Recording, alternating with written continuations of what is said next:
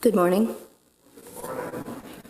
Our first hymn is Amazing Grace in the Worship and Song book, the Green Book, number 185. If you will stand as you're able.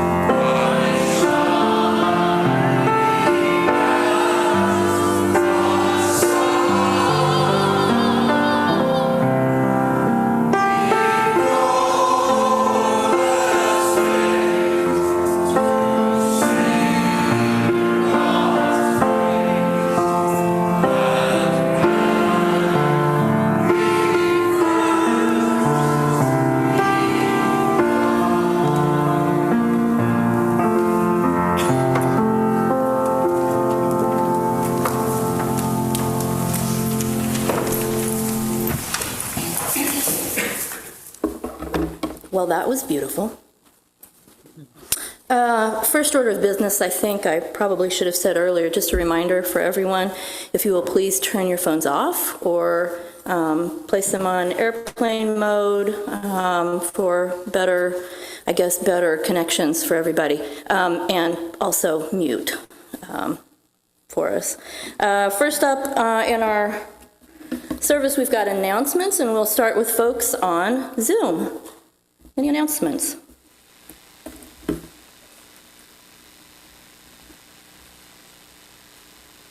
I hear silence. I don't see anyone. All right. If somebody from Zoom thinks of something, please jump in. We're going to go ahead and look to the folks here in the meeting house for any announcements, and I'll start. Just as a reminder that tonight is the meeting for business at 7 p.m. On Zoom, and I believe the email went out yesterday, maybe? Yep, with the Zoom link. So the Zoom link and meeting documents are in that email. Any other announcements?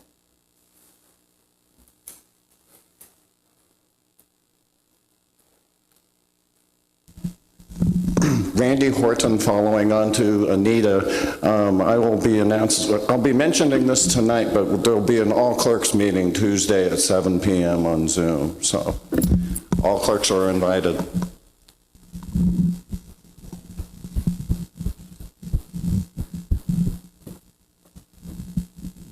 Anyone else? Okay, going once, gone. Oh God, today we are especially mindful of the young, of our grandchildren and great-grandchildren, and not just ours, oh God, but the world's. And we affirm once again our responsibility to them, that our debt to them is ongoing,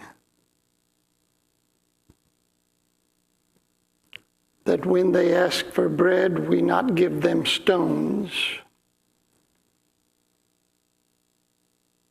that all we do nourish their lives,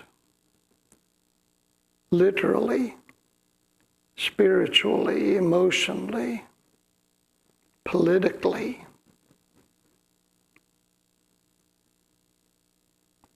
Oh God, help us take seriously our responsibility to leave this world better than we found it. To not become so enamored with nostalgia that we are frozen in time, locked in amber, unable to think and act creatively for the future.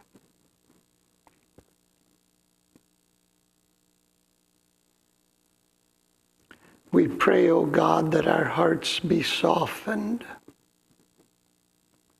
that we move beyond our tribalism, our clan, that cares only for those like us or those of our family or type. Widen our hearts, O God. Help us love not only deeply but widely, so that when others, especially the most vulnerable, are suffering, oh God, that we might feel their pain and hasten to their side. Make us in all ways, O Lord, tender and full of compassion. This is our prayer on this first day morning. Amen. So I understand when we were collecting food last week that young Michael complained that there were too many cans in the food offerings. And so this week I wanted to buy a radio flyer wagon and make a decal that said the Fairfield Flyer. And I mentioned it to the men at our lunch on Wednesday, and Bill Smith said, "We have a wagon in the meeting house." So, Jonathan and Herb look like strong and willing people who don't even need a wagon. You both look buff enough to carry the baskets and gather food. So we invite you to do that. Thank you. And if you got cans, big cans, throw them in.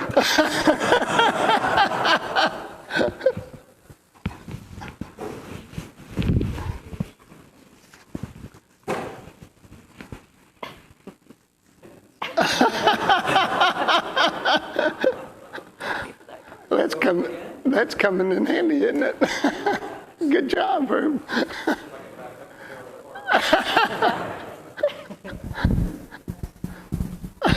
Go ahead. I just want to say, Chris just showed me how many fans you all brought today. And I think it's just wonderful. I think we counted 9. So I'm going to distribute those as soon as I can. Thank you. I just knew everybody would come through. So thank you so much.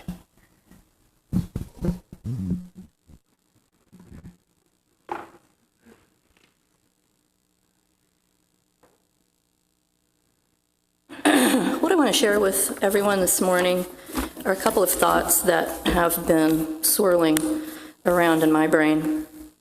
One of them came from chat room last week, and it was about this thing where ideas seem to happen sort of at the same time, but in the same idea in really distant, different places. So that's one of the thoughts, and how does that happen, and why does that happen? Is that real? Is that just our perception?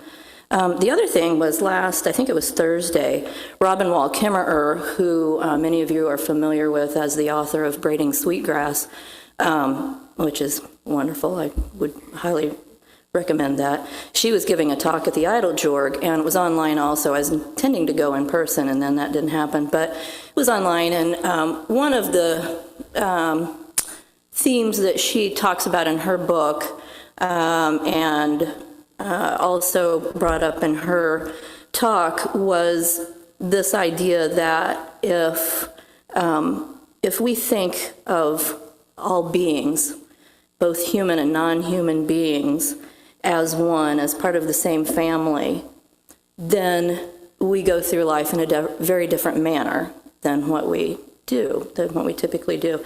So I know these kind of seem like really two different ideas, but this is what was going through my brain.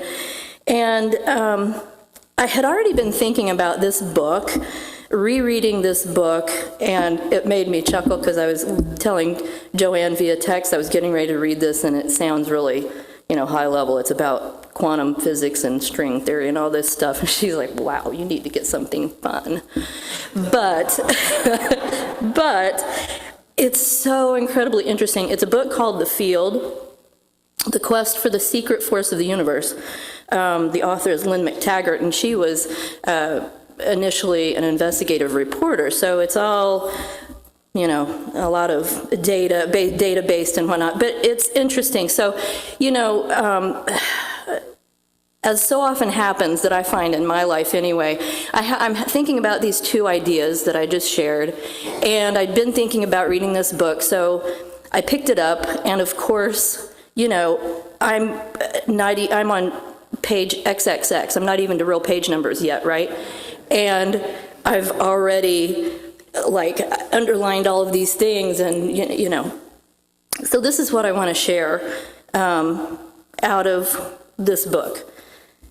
And stick with me, I think it'll come together. It comes together in my brain, so hopefully that translates. So this says, up until the present, biology and physics have been handmaidens of views espoused by Isaac Newton, the father of modern physics.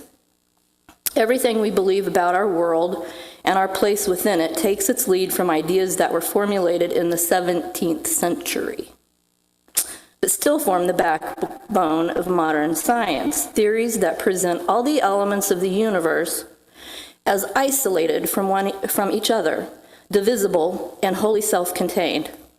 These, at their essence, created a world view of separateness. Newton described a material world in which individual particles of matter followed certain laws of motion through space and time, the universe as machine. Before Newton formulated his laws of motion, Descartes had come up with what was then a revolutionary notion that we were separate from this lifeless, inert matter of our bodies, which were just another type of well-oiled machine. The world was composed of a load of little discrete objects which behaved predictably. The most separate of these was the human being. We sat outside this universe looking in.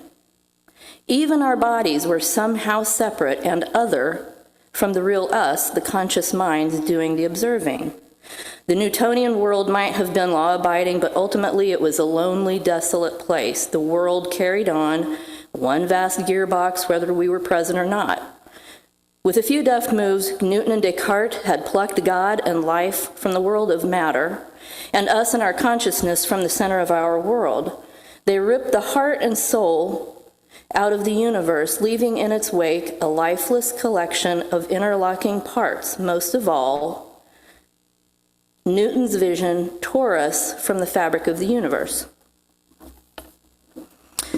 The world of the separate should have been laid waste once and for all by the discovery of quantum physics in the early part of the 20th century. As the pioneers of quantum physics peered into the very heart of matter, they were astounded by what they saw. The tiniest bits of matter weren't even matter as we know it.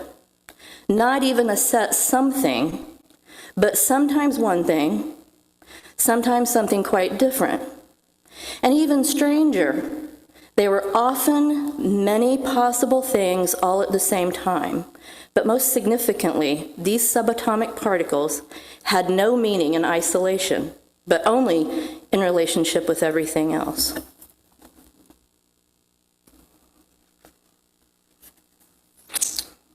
Make sure I'm picking up all my stuff. So this new research tells a radically different or new scientific story. The latest chapter of that story suggests that at our essence, we exist as a unity, a relationship, utterly interdependent, the parts affecting the whole at every moment. So if we're not separate, we can no longer think in terms of winning and losing. We need to redefine what we designate as me and not me, and reform the way we interact with other human and non-human beings. We have to reconsider how we choose to carry out our work, structure our communities, and bring up our children. We have to imagine another way to live. Dozens of scientists in prestigious areas around the world have demonstrated that all matter exists in a vast quantum web of connection, and that an information transfer is constantly going on between living things and their environment. So this is an entirely different way of thinking from how we've structured how we view the world from Newton and Descartes' original philosophy, I guess I will say. So what I get from this, if we're all connected, it stands to reason that certain ideas emanate simultaneously in distant parts of the world. So it's important the ideas we hold as if we hold as true, because if we are all connected, mustn't we also recognize that human and non-human beings are connected, and we must change the way we view ourselves, not as having dominion, but as being only part of this world, and so acting accordingly.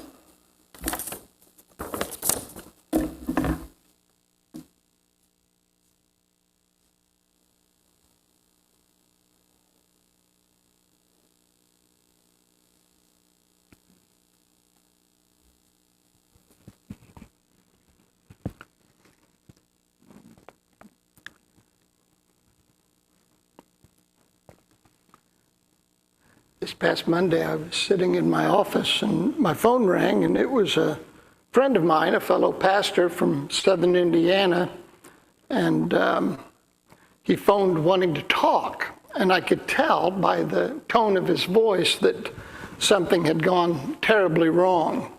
I said to him, "You don't sound good. What's going on? Did something bad happen?" He said, "Only the worst possible thing that could ever happen to a minister." I said, "Oh, no." And I got to thinking, what's that? What could that be? I said, "Did the best person in your church die? Did you get fired? Did they start a Wednesday night church service?" Worse than that, he said. "What could be worse than Wednesday night church?" I asked him. He said, "A retired minister has begun attending our church." I said, "Look, that doesn't have to be bad. There are lots of retired ministers at Fairfield meeting, and it's wonderful. I said, just this past Sunday, a retired minister filled in for me. It was great. I slept in, ate pancakes, read the New York Times. He said, the retired minister in my church comes to my office the first thing every Monday morning and tells me everything that was wrong with my sermon from the day before. I felt so sorry for him, and I didn't know what to say other than the obvious. I said, you must find a way to kill him. I said, I will help with the disposal of the body, because what are friends for, right? It reminded me how fortunate we are to have former pastors in our Fairfield community. We have such good ones: Mike, Keith, JT, Mark, Rex, JB, Matthias, and let's not forget Mary, whose time as a nun and a psychologist in the prison system surely qualifies her as a pastoral peer, whether or not you wish to be numbered among us. After my message last time we were together, you'll remember I spoke of our need to know how to read a map, how to find our way, how to navigate the maze of our lives wisely, charitably, joyfully. Several of you then named those persons in your life who had been maps, who had helped you find your way. A few days after that message, I received an email from one of our former pastors, Keith Wimmersberger, who's just a wonderful person. He wrote, I've been thinking about your message this past Sunday. It led me to consider the ways we deal with difficulty in our lives. How do we react to stress and distress, loss, emotions, and fears? Our lights, our guides, whether family, teachers, or friends, do indeed provide us with maps which influence the ways we navigate the world. Yet, he said, some maps are helpful, others less so. Some maps are helpful, others less so. So true. What do we do when the earliest, most profound influences in our lives were unhelpful and unhealthy? First, let me say this. While aging can result in our movement toward emotional and spiritual well-being, aging is no guarantee of health and happiness. Some early experiences are so traumatic.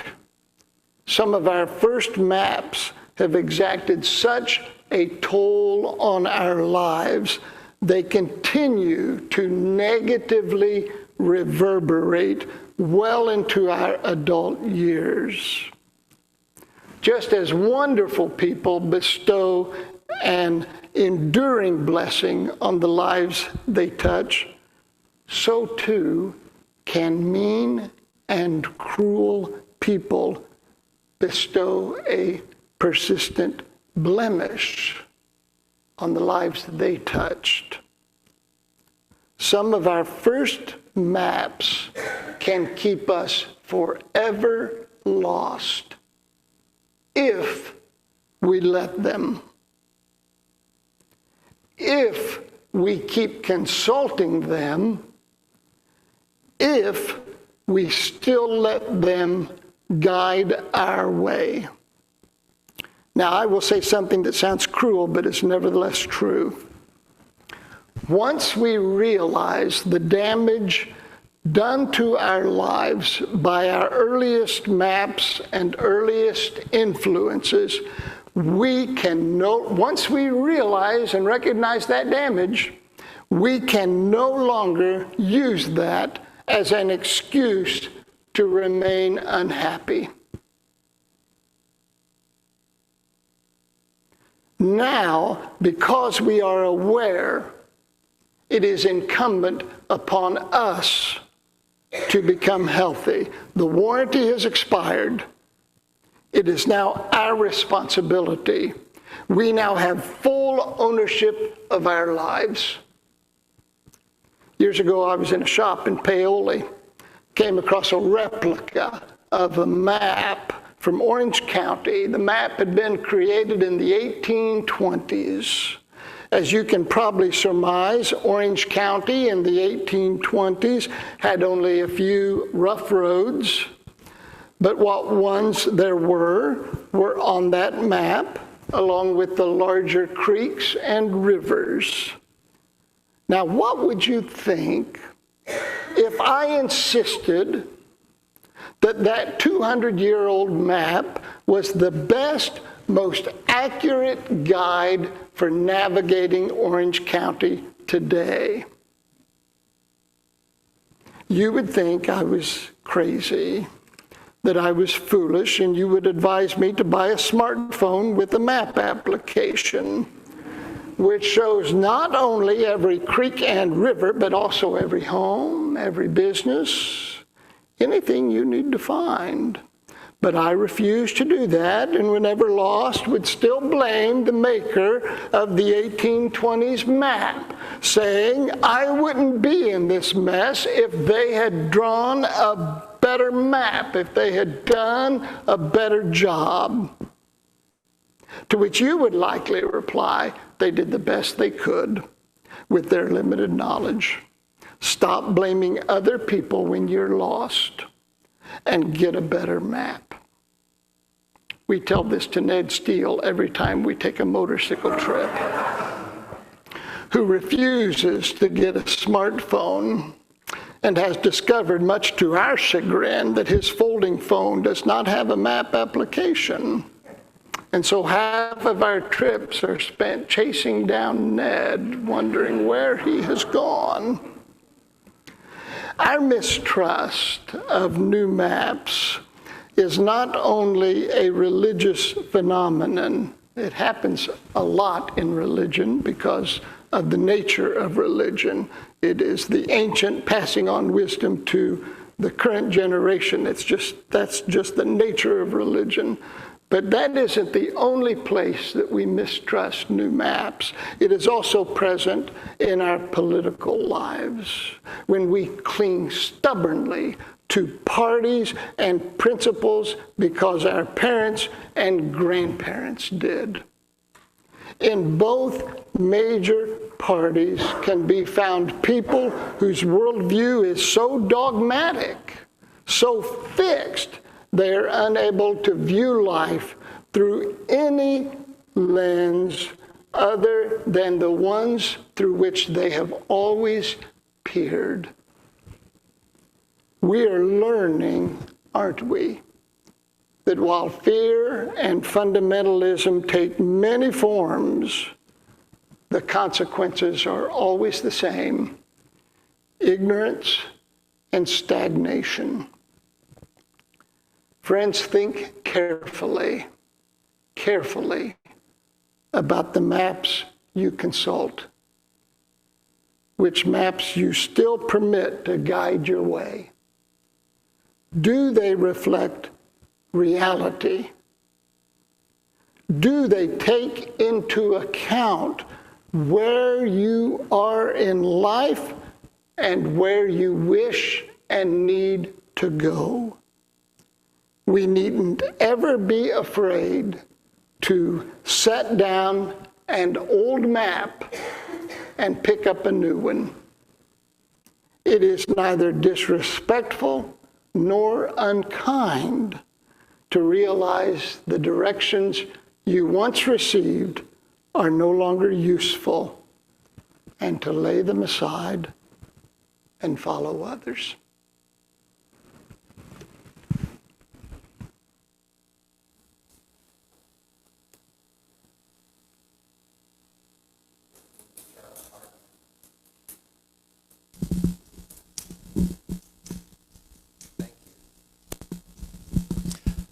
My name is Charles Hartman. Been coming here for about a year now, and I really look forward to being here every Sunday and hearing a fantastic message and looking out these windows. It's very peaceful. I had an experience this last week.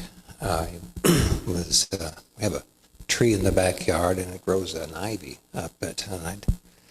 So each year I pull that ivy down. This last week I discovered that it was poison ivy. And so I've been to the doctor and got the usual stuff up my arm and on my hands. And a strange thing has happened this last couple of days. My ring finger started swelling. It was swelling overnight, actually. And so today, or yesterday rather, I told Sandra, I said, I don't think I can get the ring off of my finger. We've been married for 18 years and I've barely taken it off, hardly at all. I said, but I think I'm going to have to. Got little blisters in between. And she says, well, does this mean something? I said, I'm itching. I've got to get it off. Thank you for listening.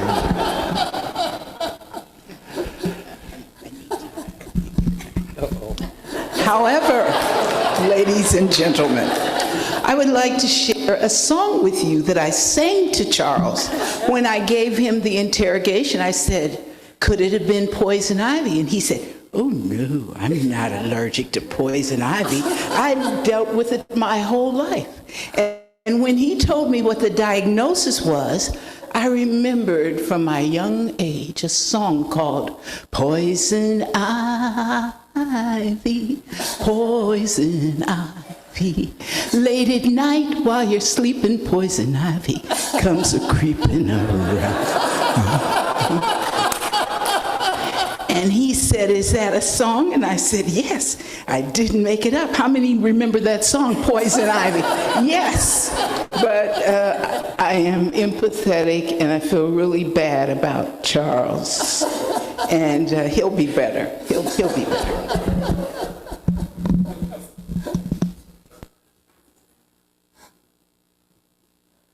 Charles, you'll forgive us if we don't shake your hand after meeting for worship.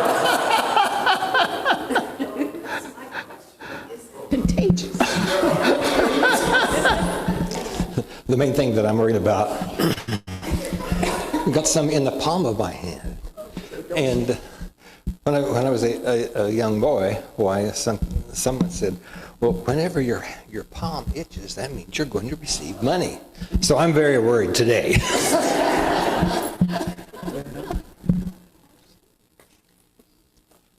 Well, let me just say, Charles, I will be glad to shake your hand anyway, because I'm not allergic to it either.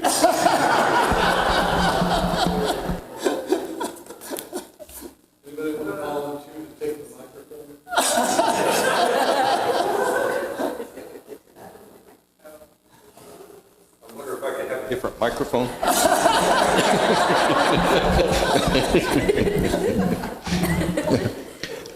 I think the real challenge is that it's not only lines on a piece of paper that guide us. Sometimes those pathways are encoded in our brain. We follow the same pathways over and over and over again. And sometimes we hear voices telling us, this is the way you're supposed to go. And those voices may have come to us from decades ago. It's really hard sometimes to change those pathways. Tell me again, Rita, what's the name of the... We one time took a trip down the Natchez Trace, Rita and I, on a vacation. Yeah, I don't know if you've ever been there or not, but they used to have wagons and horses and what have you traveling north to south. And that trace is not a trace. It's like a valley. It is multiple feet deep because of the tread of those animals and people going back and forth. If you walk on the Natchez Trace, you're looking up at the rest of the earth because of the pathway worn. Changing our maps is not easy.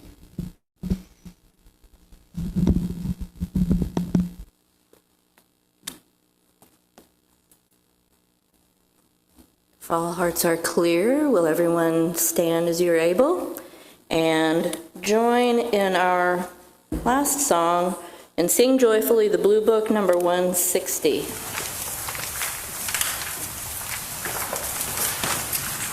Showers of Blessing.